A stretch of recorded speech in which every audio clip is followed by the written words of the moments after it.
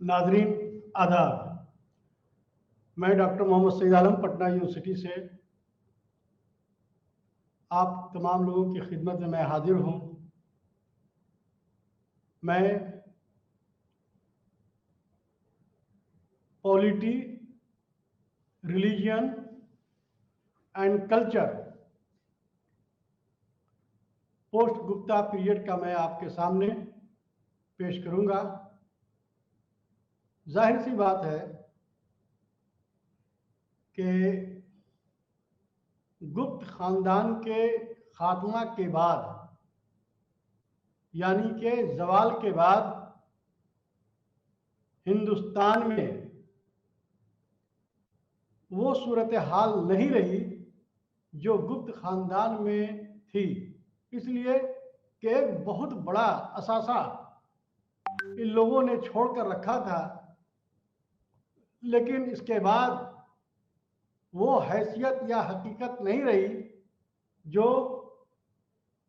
होनी चाहिए थी। उसी बीच में हर्षवर्धन 606, उसके बाद पुलकेशिन, वकाटक और जैसे शासक हुक्मरानों का बहुत तेजी के साथ हिंदुस्तान में अहम मुकाम हासिल हुए। जाहिर सी बात है कि 5वीं सदी के बाद 7वीं सदी के बीच में जो हुक्मरानों की एक लंबी फहरिस्त जो देखने को मिलती है, उसमें हमें यह मालूम होता है कि गुप्त खानदानों ने सियासत में एक अहम रोल अदा किया था।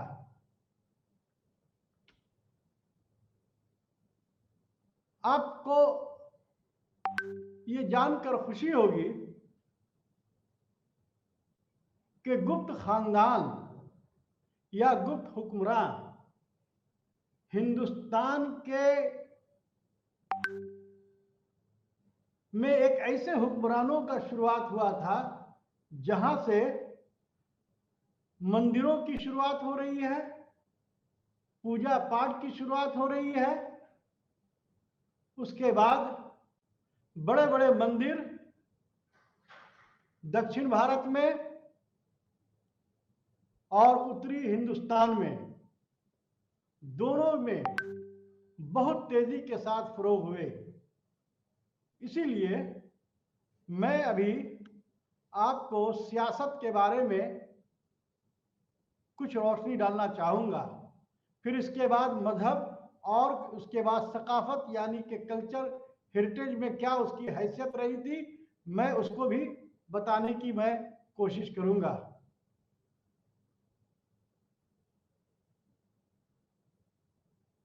पोस्ट गुप्ता के दौर में मुआशी हालात बहुत ही खास तब्दीलियां आई थी। इसकी वजह थी कि जागीरदाराना निज़ाम का मुहाफिज करने की सबसे बड़ी वजह हुई।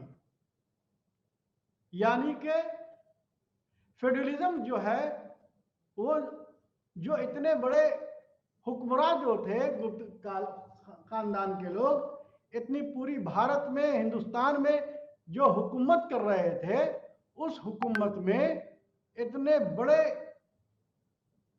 हिंदुस्तान में उनको चलाने के लिए कुछ जो है एडमिनिस्ट्रेटिव स्किल का हो।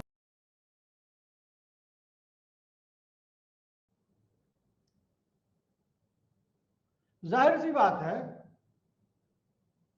कि आर एस शर्मा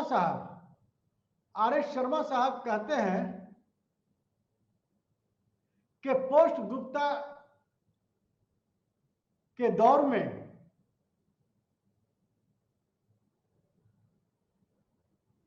जमीनों का जो है डोनेशन बहुत तेजी के साथ जागीरदारों को मिलना शुरू हो गया था। और उसके बदले में जो जागीरदार थे, वो बहुत बड़ी रकम मालगुजारी के शक्ल में दिया करते थे। और वो मालगुजारी जो देते थे, उसमें सबसे बड़ी बात यह है कि वो अपने मतलब के राजा के मशवरे से उनको ये हक हासिल था कि अपने एक तरह से फौज का भी निजाम वो अमल में ला सकते थे।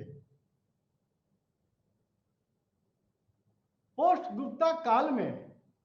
गुप्ता दौर में जो राजा होते थे, वो एक डेमोक्रेसी भी जो उस जमाने में था, और एक जो है मोनार्की भी था। जो कबीलाई लोग थे, वो ज्यादातर वो लोग डेमोक्रेसी, जिस तरीके से बिहार के वैशाली में लिच्छवी का जो एविडेंस मिलता है, वो जो है डेमोक्रेसी था। जिस तरीके से इथेन में आप देखेंगे, ग्रीक में ये मौजूद थी। हम कह सकते हैं कि चौथी सदी के बाद 8वीं सदी तक जो निजाम थी सियासत की, वो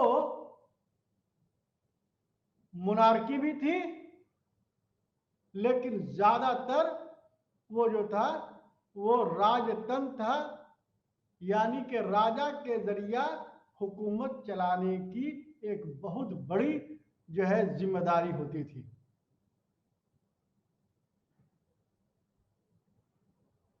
हमें ऐसा मालूम होता है कि समुद्रगुप्त के जरिया जो पूरा हिंदुस्तान में उन्होंने हुकूमत चलाया, और चलाने के बाद उत्तरी हिंदुस्तान और दक्षिणी हिंदुस्तान में जागीरदाराना निजाम को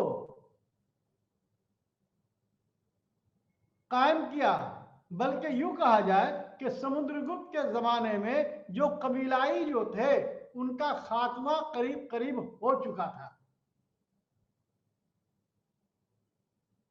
जैसे, लेकिन उस जमाने में भी जो है पंजाब में मद्र, योधिये, सेंट्रल इंडिया में योधिये, अभीर, ये सब सारे जो थे वो डेमोक्रेसी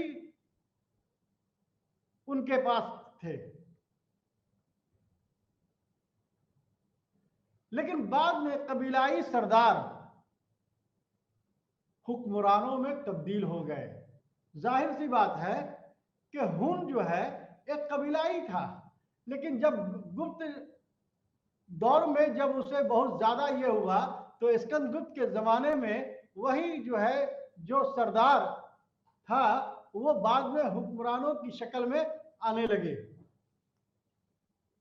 यही वजह है कि ये जो कबीलाई जो हुकूमतें थीं, उन्होंने अपने निजाम को चलाने के लिए बहुत सारे लक़बों से भी अपने आप को नवाजना शुरू कर दिया। बहुत सारे लक़बों को नवाजना शुरू कर दिया, जिसका जो है महाराज धीराज के नाम से जाना गया, परमेश्वर के नाम से जाना गया, परम भक्त के नाम से जाना गया, परम देव के नाम से जाना गया, चक्रवर्ती के नाम से भी जाना गया।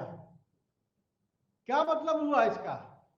इसका मतलब यह हुआ कि वो जो कबीलाई जो थे, जो सियासत में एक अहम रोल अदा कर रहे थे, उन्होंने अपने तौर पर एक अलहदा हुक्मरान का हक और हासिल कर लिया और अपने लक़ब को, अपनी शक्ति का भरपूर मुजाहरा किया।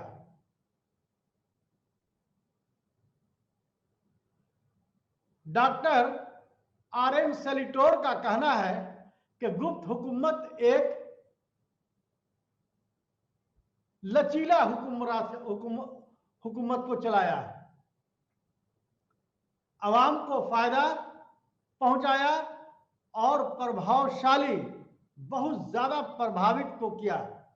समुद्रगुप्त में पूरे भारत में हुकूमत करने की वजह कर इंतजाम को करने के लिए मुश्किल था, इसीलिए उसने क्या किया कि अपने जमाने में मंत्री परिषद, महासभा, सामंत, जागीरदाराना निजाम, राज्य के विभाग यानी कि राज्य के हिस्से और राजधानी, प्रांत, सूबा, भुक्ति, ये सब सारे को एक जगह सियासत के लिए उसने नाफिज किए। इसीलिए हम जब उस निजाम को हम जब देखते हैं तो हम सबसे पहले आपके सामने मैं देखूंगा कि सबसे पहले सेंट्रल एडमिनिस्ट्रेशन यानी कि किसी भी हुक्मरानों के लिए वो सबसे पहले अपने सेंटर में वो रहते हैं, उसके लिए एक बादशाह का होना जरूरी है, जिसे राजा कहते थे, जो मोनार्की होता था, राजतंत्र का होता था। वो खुद मतलब कि ये जो वो पीढ़ी दर पीढ़ी जो है वो होते थे, वही हुकूमत चलाता था। यही वजह है कि हम देखते हैं कि गुप्त काल में श्री गुप्त हुआ तो उन्होंने अपना महाराजा धीराज रखा, जबकि वो कबीलाई बिहार के एक छोटे से जगह से उनकी शुरुआत हुई। ये तवारीख में इस तरह का ये है कि कोई बिहार बोलता है या कोई यूपी बोलता हो, बहरहाल लेकिन बिहार से ही गुप्त खानदान का जो है दौर शुरू हुआ। और यही वजह है कि श्री गुप्त के होते होते समुद्रगुप्त के जमाने में समुद्रगुप्त की हैसियत ये हो गई कि वो जो है बहुत बड़ा शायर, बहुत बड़ा संगीतज्ञ, बहुत बड़ा जो है क्या नाम है, सूफी टाइप का आदमी था। और इसीलिए उसको जो है, यानी कि अगर हम ये कहें कि समुद्रगुप्त के जमाने में जो है हिंदुस्तान की हैसियत सुनहरे चिड़िया की हो गई थी, यानी कि ये सुनहरा बाब अगर कहा जाए तो समुद्रगुप्त में था। नाज़रीन, सुनहरा बाब का मतलब यह गोल्डन एज किसको कहते हैं? गोल्डन एज उसको कहते हैं कि जिसके जमाने में तमाम तरक्कियात, तमाम तरह की तरक्कियात, इक़्तिसादी, समाजी, ये सियासत, उसके बाद जो है आर्ट एंड आर्किटेक्चर, कल्चर, ये सारे में जो है एडमिनिस्ट्रेशन में सारे में तरक्की हो, इसीलिए ना तो उसे गोल्डन एज कहा गया। और यही वजह है कि जब उसे गोल्डन एज कहा गया तो समुद्रगुप्त को कभी कुबेर भी कहा गया, खजाना का मालिक, जिसे वरुण कहा गया यानी कि देवताओं का देवता, उसके बाद इंद्र कहा गया। यही वजह है कि ये सब सारे लक़ब से समुद्रगुप्त को जो है उसको नवाजा गया। अब राजा इतना बड़ा सेंट्रल एडमिनिस्ट्रेशन कर रहा है, एक पूरे हिंदुस्तान, इतनी बड़ी हिंदुस्तान में एक जगह पर है, तो जाहिर सी बात है कि उसके कई सूबे होंगे, उसके बाद कई ग्राम होंगे, फिर कई जो है भुक्ति होंगे, जिसको प्रांत कहते हैं, जिसको कमिश्नरी कहते हैं। उसी तरीके से ये गांव होंगे, ग्राम होंगे, उसके बाद जो है छोटी छोटी इकाई होंगे। उस सब की जगह पर राज हुकूमत को, सियासत को चलाने के लिए मैं आपको बस थोड़े से मतलब कि ये मैं कहना चाहूंगा कि राजा एक खुद को, अपने आप को अकेला जो है हुकूमत नहीं चला सकता। उसके लिए मिनिस्टर्स, काउंसिल ऑफ मिनिस्टर का होना निहायत जरूरी है। जाहिर सी बात है कि आज प्राचीन इतिहास को अगर हम देखें तो जो रिवाज आज कल था, प्राचीन काल में ये दौर में था, आज भी हिंदुस्तान के दौर में आप देखेंगे तो उसी तरीके का हुकूमतें चल रही थी और चल रही हैं। जैसे सेंट्रल, उसके बाद स्टेट, फिर उसके बाद डिस्ट्रिक्ट, उसके बाद जो है ग्राम। ये चार व्यवस्था जो थी वो कल भी थी और आज भी है। लेकिन उसमें जो है अलग अलग उसमें जागीर हुआ करते थे और यही वजह है कि इसकी मददगार के लिए काउंसिल ऑफ मिनिस्टर जो है बनाया गया।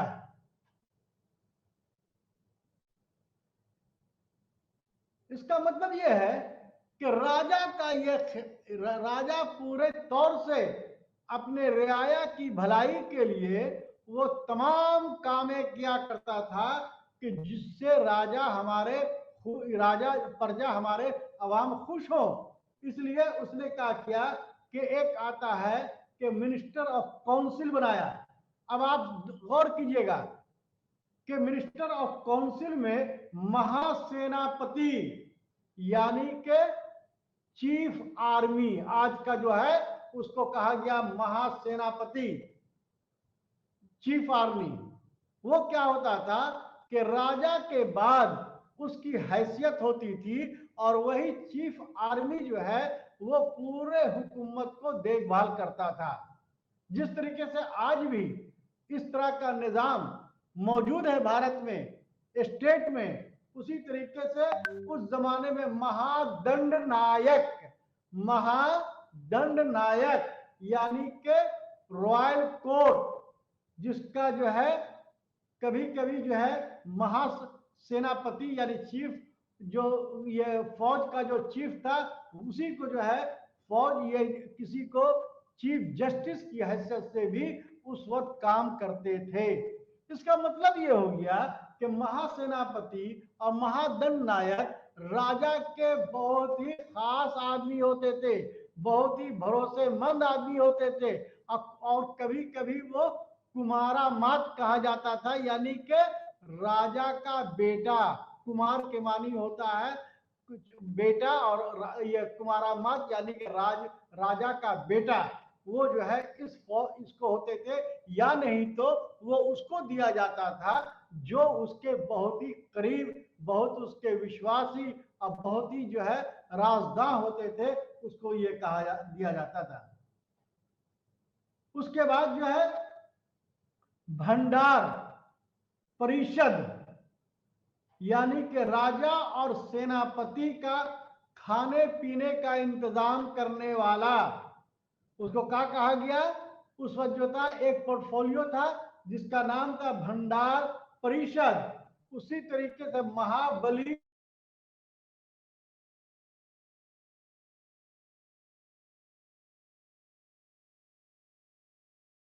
तो मैं ये कह रहा था कि हुकूमत को चलाने के लिए जो लोग जो थे बहाल थे मिनिस्टर ऑफ काउंसिल, उसमें बहुत तरह के ये थे।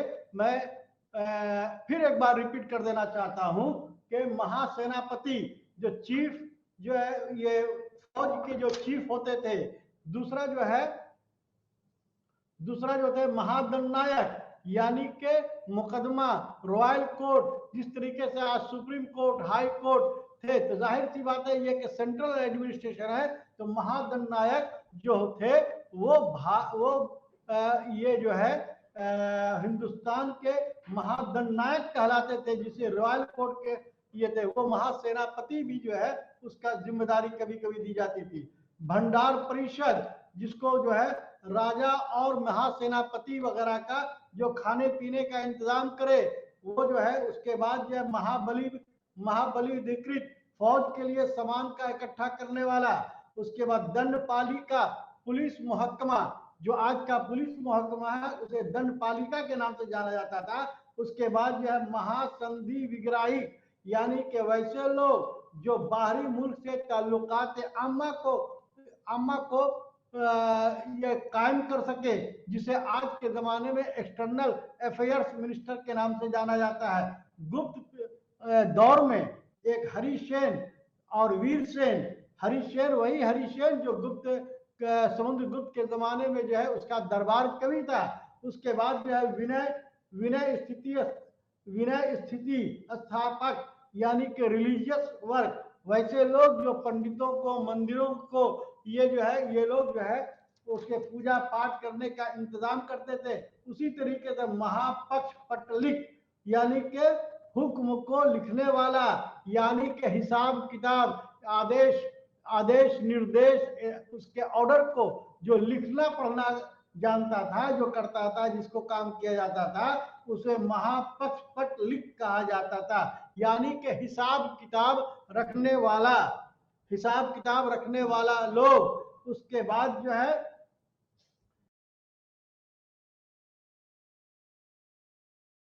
मिनिस्टर के नाम से जाना जाता है, होम मिनिस्टर के नाम से जाना जाता है। इसीलिए होम मिनिस्टर के नाम से जाना जाता है, और उनका पूरे मुल्क को देखभाल करने की जिम्मेदारी उनकी थी। इसके अलावा छोटे छोटे भी जो है मिनिस्टर्स जो है मौजूद थे, जिसके ध्रुवीकरण, जिसको भूमि यानी कि जमीन की टैक्स वसूली करने वाला। उसके बाद जो है पुस्तपाल, जो आदेशों को, जो ऑर्डर्स को लिखने वाला। उसके बाद गांव का जो आय और यानी आमदनी, जो गांव से जो आमदनी जो आती थी, उसको आमदनी लाने वाला को गोप कहा जाता था। उसी तरीके से अग्रहारिक, ये जो है वैसे लोग जो दान से संबंधित, यानी कि डोनेशन के जरिया जो है उसकी जीविका चलती थी। उसी तरीके से गौलीपक वैसे लोग जो टैक्स वसूला करते थे, जिसको आज के इनकम टैक्स डिपार्टमेंट के नाम से जाना जाता है। उसी तरीके से कापिक, यानी आधुनिक रजिस्ट्रार, यानी कि जमीन की रजिस्ट्री करने वाला, ये लोग जो थे जो रजिस्ट्री करते थे। इस तरीके से हम देखते हैं कि ये गुप्त इसमें जो है इंतजामिया को चलाने के लिए बहुत सारे मतलब के ये थे। तो दूसरी बात ये कि हमने आपसे ये कहा था कि गुप्त काल में हमको पहली बार ऐसा देखने को मिला कि दीवानी और फौजदारी दो तरह के जो है महकमा को जो है बहाल किया गया। उसके बाद जो है अगर हम देखते हैं तो फौजदारी कानून जो है बनाए गए। उसके बाद जो है क्या नाम है, न्यायिक कानून का जो है बहुत ज्यादा मतलब कि ये हुआ। उसके बाद गुप्त काल में नारद और मनु, ये दो ऐसे मतलब के जो है ये किताबें लिखी गई, जिससे इससे कानून का जो है बहुत बड़ा काम हुआ। उसके बाद जो है श्रेणियों का भी जो है इंतखाब अमल में आया, जिसमें जो है जो पेशेवर लोग जो थे उससे भी टैक्स लेने की बात ये की गई। पेशेवर अपनी जो है अदालतें खुद उन लोग जो है कायम करते थे। इसी तरीके से हम देखते हैं कि जो फौज जो होती थी वो राजा का अपना फौज होता था, लेकिन सबसे बड़ी बात यह है कि राजा जो है वो अपने सूबेदार को, जागीरदार को भी फौज को बहाल करने का हम ये बहुत सारे एविडेंस को देखते हैं। राजा का सेना का जो है जो सेना अध्यक्ष होता था उसको प्रधान कहा जाता था, उसे परम भट्टारक भी कहा जाता था। राजा एक स्थायी सेना के ऊपर भरोसा नहीं करता था। इसी तरीके से हम देखते हैं कि राजा का जो है बहुत तेजी के साथ जो है अपने फौजों को जो है ये करता था। अब उसी तरीके से आप देखें कि जो सूबाई इंतजामिया जो थी वो भी जो है ठीक जो है सेंट्रल एडमिनिस्ट्रेशन के बराबर था। एक प्रांत से दूसरे को जो है ये बिल्कुल एक राजा का जो है वो सारी चीजें हक हासिल था।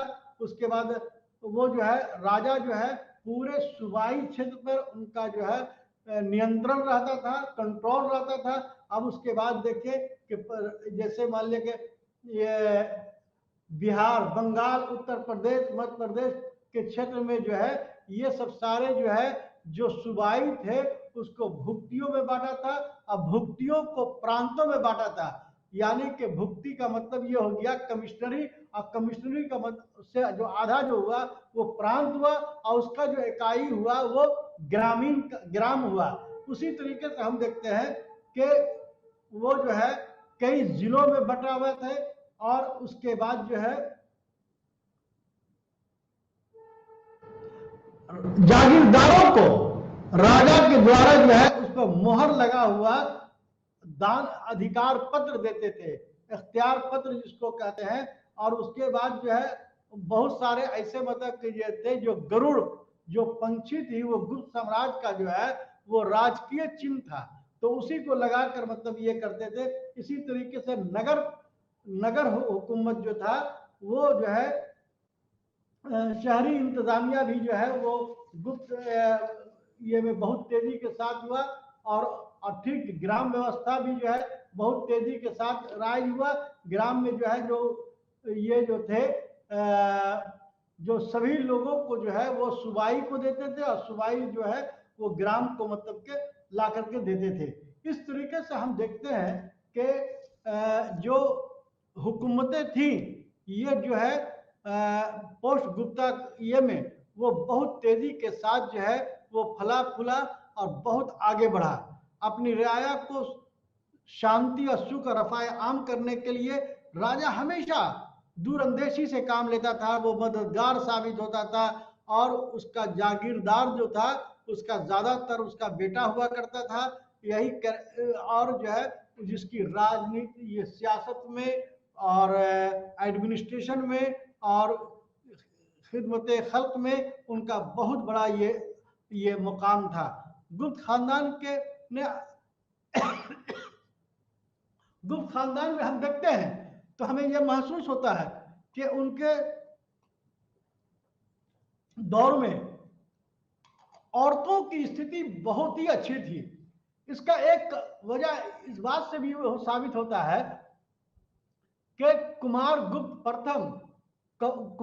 प्रथम जो है उसका एक सिक्का मिला है, जिससे ये पता चलता है कि कुमारगुप्त के पीछे चंद्रगुप्त और कुमार देवी के नाम से जो सिक्का है उससे ये समझ में आता है कि उस जमाने में जो है सिक्का जो है वो बड़ा ही मतलब कि जो है अहम रोल अदा करता था।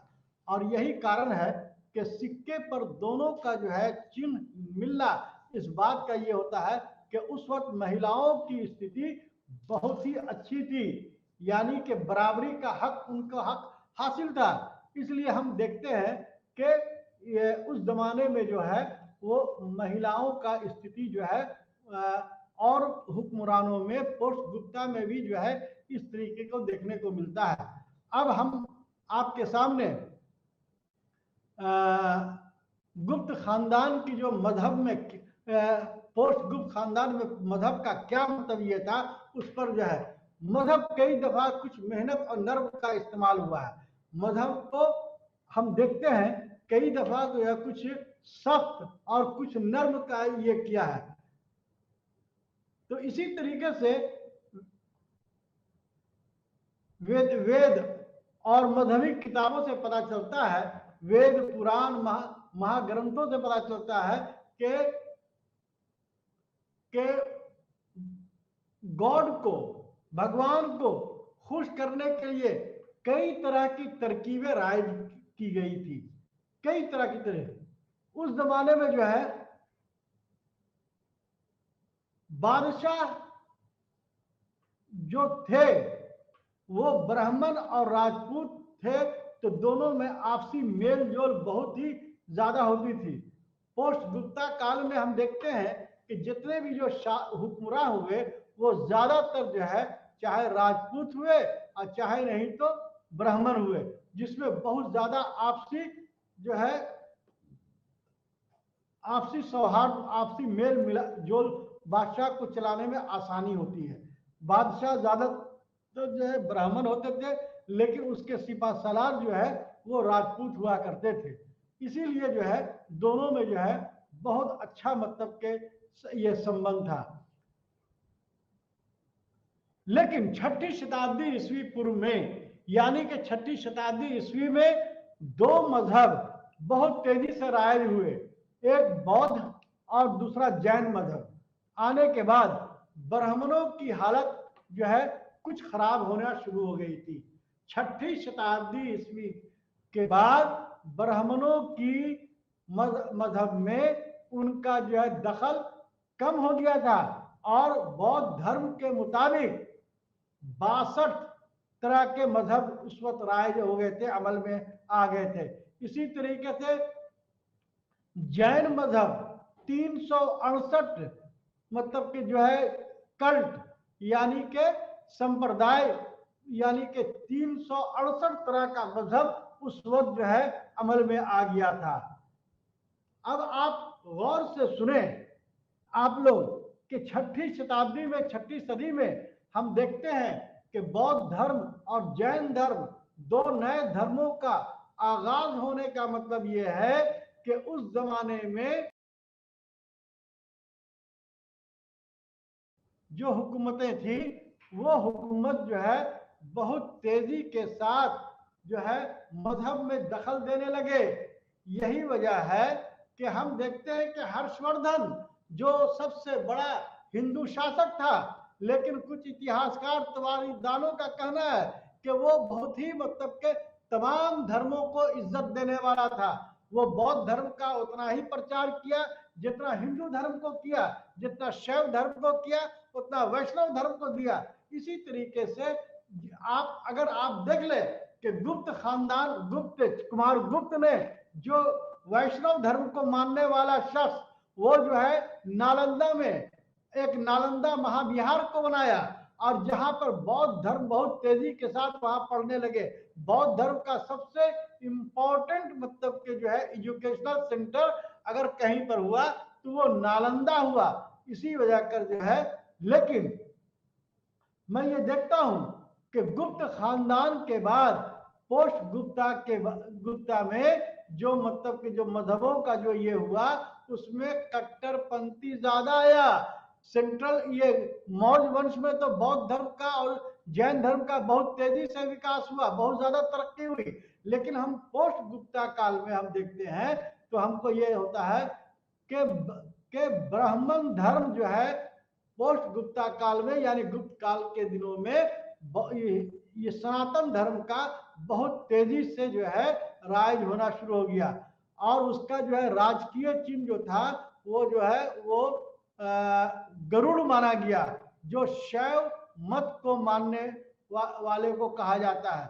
हिंदू मजहब तेजी से फरोग होने लगे, इस पर वैष्णव मत और शैव मत यानी कि वैष्णव धर्म और शैव मत दोनों ब्राह्मण मजहब को, दोनों जो है ब्राह्मण धर्म जो है मजहब दोनों कल्टों को जो है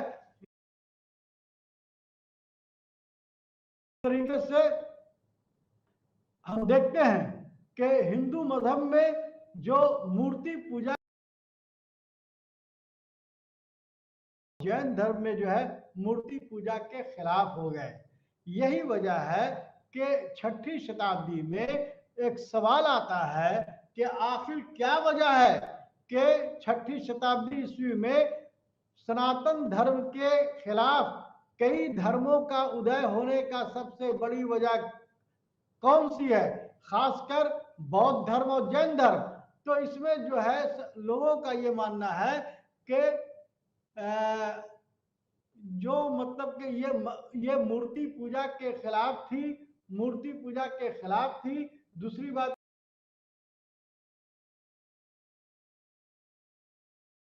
व्यवस्था के कारण यानी कि जात पात की वजह कर एक नए मजहब का जो है आगाज अमल में आया, जिसे जो है बौद्ध धर्म और जैन धर्म के नाम से जाना भी गया।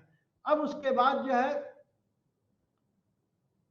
अब हिंदू और हिंदू मजहब को मानने वाले पूजा में एक तरह के रिवाज नहीं थे, बल्कि मुख्तलिफ रिवाजों को अमल में लाते थे।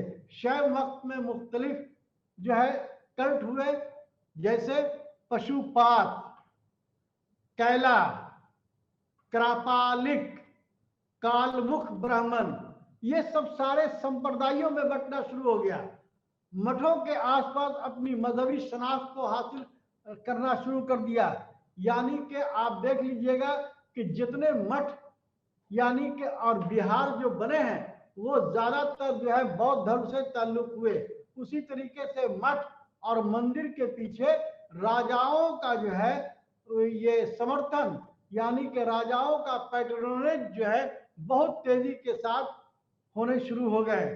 बिहार और मठों को हुक्मरानों की तरफ से मुआशी मदद मिलना शुरू हो गया। इकोनॉमिकल कंडीशन जो है वो ये हो गया। अब बाद में हिंदुओं को भी मिलने लगे। उससे क्या हुआ कि इन लोगों ने यज्ञों का करना रिवाज कायम होने लगा। ब्राह्मणों के लिए अग्रहार और बस्तियां पूरे सूबे में रिवाज शुरू हो गया। यानी कि वैसे लोग जिनको ब्राह्मणों को जमीन दिया जाए उसे क्या कहा गया? अग्रहार ग्राम। अग्रहार यानी कि मंदिरों के लिए ब्राह्मणों के लिए जो जमीनें दी गई उसे अग्रहार कहा गया। उसके बाद शामिल होने लगे, जहां अवाम एक जगह आकर अच्छी तादाद में पूजा पाठ करना शुरू कर दिया। पोस्ट गुप्ता दौर में हिंदू मजहब तेजी से आगे बढ़ने लगे और वो बौद्ध मजहब और जैन धर्म को भी हक और हासिल था कि वो अपने अपने तरीके से मानने लगे। जैसे कुमारगुप्त वैष्णव धर्म का, सनातन धर्म का मानने वाला, लेकिन बौद्ध धर्म का जो है वो बहुत बड़ा ये था। उसी तरीके से हर्षवर्धन वो जो है बौद्ध धर्म को मानने वाला, लेकिन हिंदू धर्म का भी बहुत बड़ा समर्थक। इस तरीके से हम देखते हैं कि पोस्ट गुप्ता काल में शैव और वैष्णव धर्म और उसके बाद बौद्ध धर्म, जैन धर्म बहुत तेजी के साथ फैलने लगे। लेकिन इतना ही नहीं, पोस्ट गुप्ता काल में हम देखते हैं कि भक्ति आंदोलन की शुरुआत हो गई। वैदिक देवता के साथ वरुण और इंद्र नए देवता की पूजा शुरू हो गई। यानी कि जो शैव और वैष्णव धर्म के मानने वाले थे, अब एक नए देवता को उन्होंने पूजना शुरू किया, जिसे एक इंद्र कहा गया और दूसरा वरुण कहा गया। शिव की मकबूलियत की वजह कर वासुदेव स्कंद जैसे देवता की शुरुआत होने लगी। उसके बाद यह भक्ति काल में ब्राह्मणिक मत के देवता को लोग तेजी से चाहने लगे। इसी तरीके से वाम गर्मी संप्रदाय अब ब्राह्मणों को चुनौती देना शुरू कर दिया। अब नए देवता को अपनाने के साथ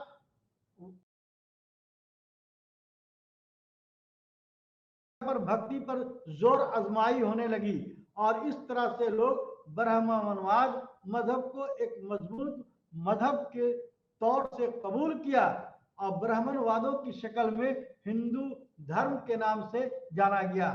आपको मैं बताऊं कि ये हिंदू धर्म का जो है शुरुआत वो गुप्त काल से हुआ और पोस्ट गुप्त काल में इसका बहुत तेजी के साथ अमल में आई।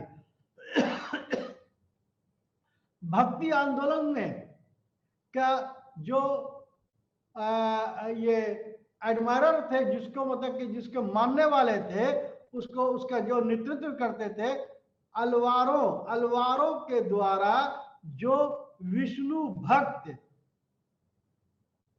दक्षिण भारत में उसको तमिलनाडु से शुरुआत हुआ। यानी कि अलवारों का जो है शुरुआत हुआ, जो विष्णु भक्त हुए, जो तमिलनाडु से शुरुआत हुआ।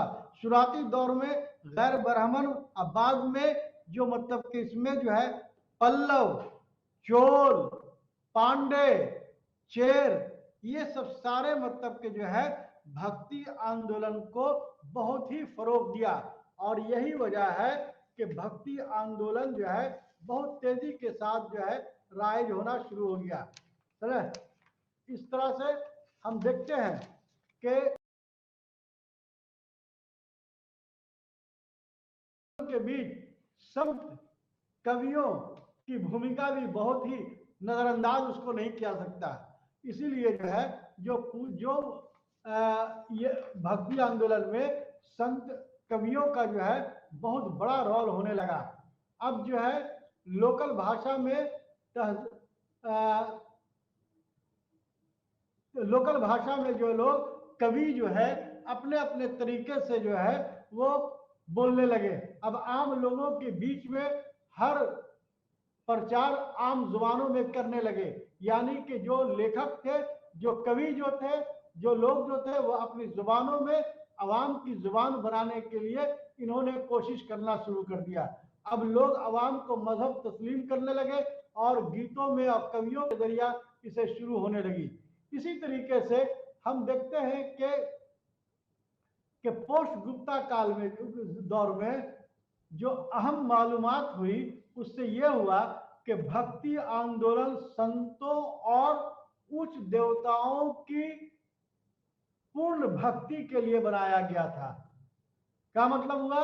यानी कि भक्ति आंदोलन फकीरों और ऊंचे ब्राह्मणों के देवताओं को पूर्ण रूप से समर्थन हासिल करने के लिए बनाया गया।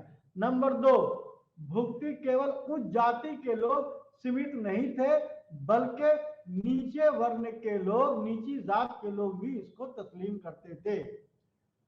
धार्मिक नेता ब्राह्मण अधिकारियों से संत कवियों को में तब्दील करते थे। उसके बाद जो है धार्मिक यानी मजहबी भाषा नहीं बोल करके बल्कि जो है आम जुबान, आम फहम जुबान, लोकल भाषा में वो लोग बात करते थे और उसी को ग्रंथ में लिखते थे। उसी तरीके से अब कबीलाई के लोग ब्राह्मण मजहब को तस्लीम किया और वैसे तबके को भी मजहब को फरोग दिया। यानी कि कबीलाई जो छोटे छोटे कबीलाई जो थे वो लोग जो है अपनी भाषा जो बोलते थे, अब जो भाषा आम जो है ब्राह्मण धर्म को के भाषा को उसने कबूल करना शुरू किया। अब जो है मंदिरों को ईश्वरवाद को हुकूमत का पैट्रोनेज मतलब कि देना मिलना शुरू हो गया। यानी कि गुप्त काल के बाद मंदिरों को जो है ईश्वरवाद का यानी कि एक खुदा का तस्लीम करना शुरू किया। पुराणों में जो है कहा गया है कि मथुरा और बनारस से जो 2 ऐसे मुकाम थे जहां मजहबी सफर को मजहब का एक हिस्सा तस्लीम किया गया। यानी कि जो हिंदू धर्म के लोग जो सफर करते थे, किसी भी बड़े बड़े मंदिरों के लिए जियारत की निगाह से जाते थे, उसको जो है बहुत तेजी हुई। उसमें जो है मथुरा और बनारस जैसे अहम मुकाम थे। पुराणों में जो है दूसरी ये मजहबी किताबों में भी सफरनामा के बारे में अहमियत हासिल होने लगी। अशोक ने बौद्ध मंदिरों को देवता का घर तस्लीम किया। उसके बाद जो गुप्त दौर में आर्ट एंड आर्किटेक्चर की बुनियाद पर अमल में आई और रामायण, महाभारत, पुराण, रामकृष्ण के मुतालिक कहानियां शुरू हो गई। यानी कि पोस्ट गुप्ता काल में रामायण, महाभारत, पुराण ये सब सारे मतलब के बहुत तेजी के साथ लिखने शुरू हो गए और मूर्तियों का जो है कला आर्ट का फरोग तेजी से होने लगा। 6वीं शताब्दी ईस्वी में वैष्णव धर्म का मुकाम शैव धर्म ने बहुत तेजी के साथ ले लिया और उसकी मकबूलियत होने लगी। उस वक्त के बादशाह ने बहुत ज्यादा उस धर्म को फरोग दिया, जैसे मिहिर कुल, यशोवर्धन, शशांक और हर्ष। शशांक तो कहता था, इतना कट्टर मतलब के राजा था कि वो कहता था कि एक बौद्ध को जो है जो मार के लाएगा उसे जो है 100 कारशापन दिया जाएगा। यानी कि ये लोग बौद्ध धर्म के बहुत खिलाफ हो गए। मैंने पहले भी कहा कि हर्षवर्धन के बारे में लोगों का ज्यादातर आम राय यह है कि वो जो है बौद्ध धर्म को मानने वाला था, लेकिन हम समझते हैं कि हिंदू धर्म को उसने जितना फरोग दिया उससे ज्यादा जो है क्या नाम है बौद्ध धर्म को भी फरोग दिया। लेकिन उसको ये कहा जा सकता है कि ये दोनों बादशाह यानी हर्ष, शशांक, यशोधर्मन और मिहिरकुल, ये सब सारे ऐसे शासक थे जो हिंदू मजहब को बहुत तेजी के साथ जो है ये किया। उसके बाद जो है दक्षिण भारत में भी जो है ये जो है शैव मत को बहुत हुआ, नैनार के नाम से जाना गया, अलवार के नाम से जाना गया, ये सब सारे मतलब के बहुत तेजी के साथ मतलब के अमल में आए। अब चूंकि वक्त कम है तो मैं एक और जो है कल्चरल हिस्ट्री पर जो है मैं रोशनी डालना चाहूंगा। तो चूंकि जो है आर्ट, सकाफती, लिटरेचर और पोइट्री में शानदार तरक्की की थी, तो ये तर्ज तामीर में बहुत ज्यादा तरक्की की थी। यानी कि पोस्ट कल्चर में देखते हैं मंदिरों का काम गुप्त दौर में और उत्तरी हिंदुस्तान और दक्षिणी हिंदुस्तान में मंदिरों का काम बहुत तेजी से शुरू हुआ। भूचित्र यानी कि भूमि चित्र यानी कि आर्ट एंड आर्किटेक्चर जो है मूर्तियों पर बहुत तेजी के साथ देखने को लगे। मजहबी सफरनामा की शुरुआत होने लगी। उसके बाद जो है तफसीली जो है जो कुरान में जो थे उसी के मुताबिक जो है वो आर्ट एंड आर्किटेक्चर जो है मंदिरों पर देखने को मिलता है। उसके बाद हिंदू मजहब में आकर एक खास देवता की अहमियत दी जाती है, जिसे विष्णु के साथ देवी का जो है जिक्र आता है, यह आता है। इसीलिए जो है आप देखेंगे गुप्त दौर में छोटे छोटे मंदिरों से बड़े बड़े मंदिरों और शिवालयों में तामीर होने लगे। मंदिरों की तरह कई तरह का काम अमल में लाना शुरू हो गया, जिसमें समाजी, इखलाकी और मददगार, ये सब मदद की हैसियत से जो मंदिर जो थी उसमें समाजी, इखलाकी और जो है रफाए आम का काम शुरू हो गया। मंदिरों में शाही हुकूमत का पैट्रोनेज होना शुरू हो गया और उसको उसकी निशान भी यानी कि जो हुकूमतें होती थी उसकी पूरी मतलब के जो उसकी तफसील से जो है मंदिरों पर लिखी जाती थी। इस तरीके से आप मंदिर या स्तूप या मठ, बहुत बड़े बड़े मंदिरों की तामीर का काम शुरू हो गया। रामायण और महाभारत जैसे किताबों को मंदिरों में पढ़ने की जगह कायम होनी शुरू हो गई। यानी कि जो रामायण जो थे और महाभारत जो थे ये दोनों किताबें जो है अब जो है मंदिरों में उसका एक पार्ट एंड पार्शियल हो गया। संस्कृत को फरोग दिया गया और बहुत तेजी के साथ जो है पोस्ट गुप्त दौर में क्लासिकल संस्कृत की शुरुआत हो गई। की शुरुआत हो गई यानी कि बहुत तेजी के साथ यानी कि संस्कृत का जो है शुरुआत हो गया और ये आर्ट एंड आर्किटेक्चर का जो है बहुत तेजी के साथ अमल में आई।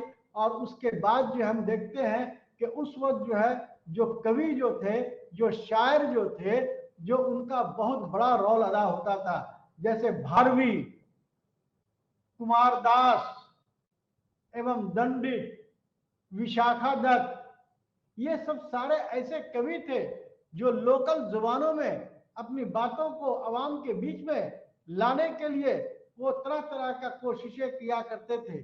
और वहीं पर मंदिर जो होते थे जो हिसाब और साइंस का एक बहुत बड़ा जो है केंद्र के रूप में उसको देखा जाता था। वहीं से मीमांसा और न्याय जैसे फिलोसफर का जो है जन्म होता है और वहीं से जो है बहुत सारे बड़े बड़े जो है फिलोसफर जो है वहां पर बैठने लगे।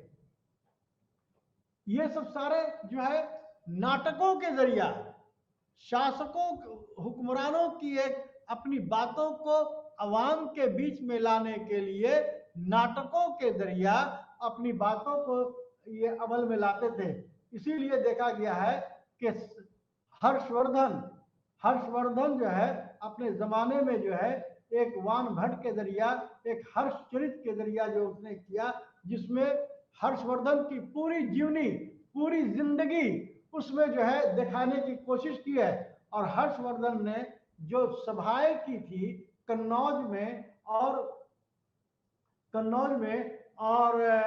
एक और जगह था, नाम याद नहीं आ रहा है, कन्नौज में उसने किया, और करीब करीब जो है कई असेंबलियां कर करके अपनी बातों को आवाम के बीच में लाने की कोशिश करती थी। पूरे ये गुप्त काल में अपना इतिहास लिखने का सबसे बड़ी बात यह है कि गुप्त काल में जो इतिहास जो है लिखने की परंपरा जो है, जो मौर्य काल में जो है ये लोगों के द्वारा जो है लोगों के जरिया होती थी, अब गुप्त काल में अपना इतिहास वो कवि या राजा खुद अपने आप को लिखवाता था। यानी कि इतिहास को आगे बढ़ने में उनकी बहुत बड़ा मतलब की योजना। राजाओं के जरिया जो थे वो पत्थरों का लेख, और उसके बाद लौह लेख और सिक्के पर लिखे जाते थे। अब आप देखिएगा कि जैसे प्रयाग प्रशस्ति जो है समुद्रगुप्त के जरिया जो है, उस पर 3 तरह के जो है लेख लिखे हुए हैं। अशोक के भी लेख लिखे हुए हैं, और जहांगीर के भी लेख लिखे हुए हैं, और समुद्रगुप्त के भी लेख लिखे हुए हैं। जाहिर सी बात है कि अगर जो है जहांगीर ने लिखाया होगा तो वो उर्दू में लिखाया होगा, अगर क्या नाम है ये अशोक ने लिखाया था तो ब्राह्मी लिपि में लिखाया था, और अगर मतलब कि समुद्रगुप्त ने लिखाया तो वो संस्कृत में लिखा। तो इसी तरीके से देखा गया कि लिखने की रिवाज जो है अमल में आ गई। उसके बाद जो है संध्याकर नंदी ने रामचरित्र में पाल शासक रामफल का पूरी तरह से तफसील से बयान किया है। हर्ष चरित्र में 606 ईस्वी में हर्ष युग का शुरुआत का देखने को मिलता है। उसी तरीके से ब्राह्मण धर्म का तेजी से विकास होने का ये मिलता है, देवी देवताओं का विकास होता है, भक्ति संप्रदाय का बहुत तेजी के साथ जो है शुरुआत होने लगती है, धार्मिक संप्रदायों का, धार्मिक जो है सम्मेलनों का जो है बहुत तेजी के साथ ये हुआ। और मध्यकाल में तंत्रवाद एक नए धर्म का जो है तंत्रवाद एक महत्वपूर्ण शक्ति के रूप में उभरा। राजस्व, स्थानीय सेना और ये एडमिनिस्ट्रेशन व्यवस्था काफी तेज होने लगी, और यही वजह है कि गुप्त काल में आर्ट एंड आर्किटेक्चर बहुत तेजी के साथ जो है हमें देखने को मिलता है। तो हम देखते हैं कि गुप्त काल के बाद बहुत तेजी के साथ जो है ये हुआ, और यही वजह है कि गुप्त काल में जो है रामायण और महाभारत का जो है शुरुआत हो जाती है। उसी काल में नाटकों का भी ये होना शुरू हो जाता है, और नाटकों में शूद्र का पात्र यानी कि शूद्र का पात्र और स्त्री का पात्र लोकल लोगों को ज्यादा फरोग दिया जाता था। अच्छा, नाटकों में उच्च वर्ग में का जो ये होता था उसको बड़ी अहमियत के हामिल थे।